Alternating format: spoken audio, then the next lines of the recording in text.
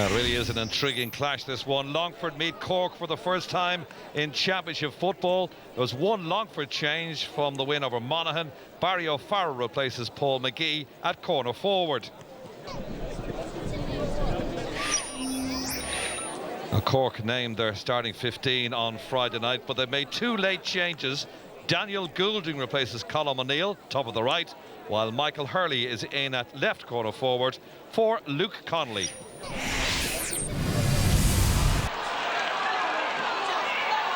Kevin O'Driscoll pushes off the attentions of Robbie Smith. This is Alan O'Connor.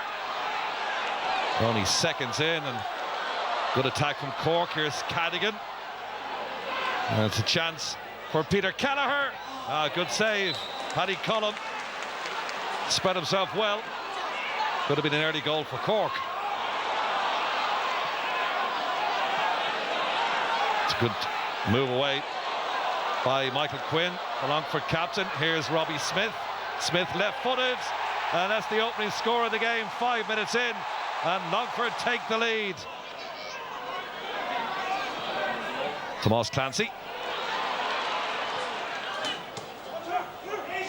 Here's his captain, Paul Kerrigan.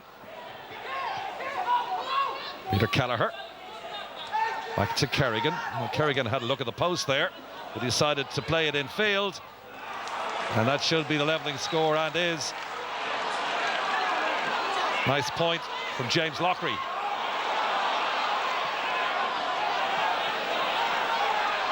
Collins' kick out is aimed at Cian Farrelly, but it's been intercepted by Ian Maguire.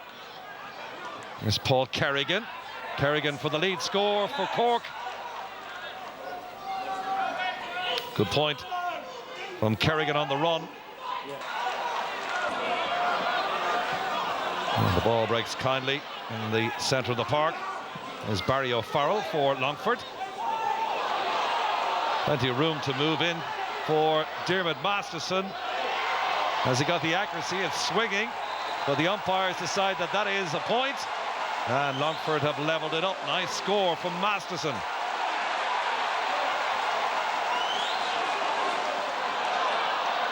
And Longford really have their tails up here into the last 10 minutes. Here's Robbie Smith, goes to ground. Oh, he's put it in the back of the net, but the referee decides to give the penalty. Under the pressure from Noel Galvin, down went Smith, and the penalty awarded. Brian Kavanagh scores, sends Ryan Price the wrong way, and that goal restores Longford's lead. Nice penalty. And Longford still with that 4-point half-time advantage. Here's Castlehaven's Michael Hurley. Could have gone for the point there, Hurley. Instead, it's worked out this near side to Mark Collins. And Collins, good as you like, from a difficult angle, pops it over the bar to reduce the deficit to 3 points. Sean Powter. Powter came on as a sub in the first half. He's a sub that came on in the early part of the second. It's Colm O'Neill. Twist away from his man. O'Neill! Goal! Beats Paddy Cullum at the near post, and Cork have retaken the lead. That's nice footwork by O'Neill. Worked it onto his left, but the goalkeeper won't be too happy with being beaten at his near post. So what is Longford's response? Led by 4 at the break. They now trail by 3. Masterson battling hard from the ball. The referee decides that Masterson tried to pick the ball off the ground. A bit of pushing and shoving. Lockery's in there, and so is Maguire. Oh, and Robbie Smith has gone to ground. And now Lockery has gone to ground as well, so a lot for our referee Barry Cassidy to sort out here. It's appeared that Lockery struck out at Robbie Smith, and in return Darren Gallagher getting involved, and Lockery went to ground. So Lockery's off.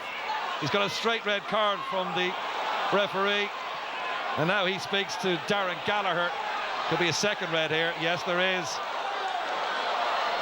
I didn't see much in it, but both are off. 2 points in it. Here's Alan O'Connor. Runs into a bit of a cul-de-sac, has to turn away. Oh, nice ball into Maguire. Maguire should score. Second goal for Cork with 10 minutes to go. And that perhaps should be the nail in the Longford coffin.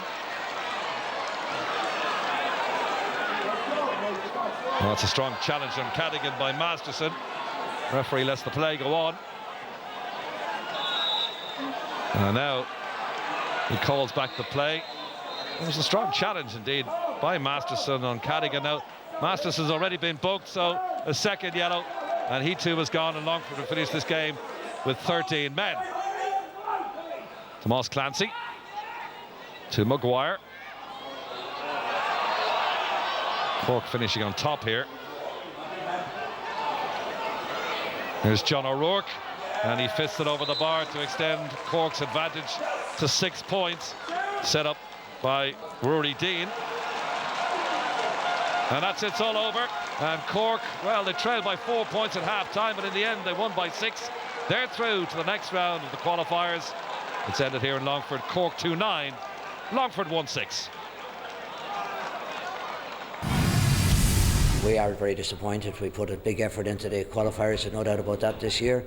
That's 230 minutes now we played against Division 1 teams, and I suppose Cork broke us down in the last 20 of that, so for 210 minutes we were good enough against Division 1 teams. You don't come to Longford any for a start and get a result too easy, and Longford did put us up to there. The first half, we need to improve on the first half performances. We need to be putting in way more scores in the first half. I think this team can play better.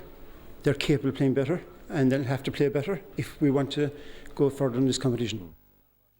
Well, Desi Dolan, you were at the game. What did you make of it? Yeah, well, he's right. Cork will have to play better. But at the same time, Longford were excellent. In the first half, they got a lead. They were playing with a bit of the wind. It was 1-4 to 3 points. And I felt a bit sorry for them, really. They looked a team that was tired, a bit down, a bit Monaghan. But just when they needed a bit more in the second half, Cork just showed that bit of experience. Peter Healy introduced Colin O'Neill, and he got a great individual goal. And I think that was the real turning point. Players like Paul Currigan, the likes of Mark Collins, really came into that game more and more. Alan O'Connor in midfield was excellent, and Ian Maguire. So players with that calibre. And the thing is with Cork, they'll be happy. They've come along quietly.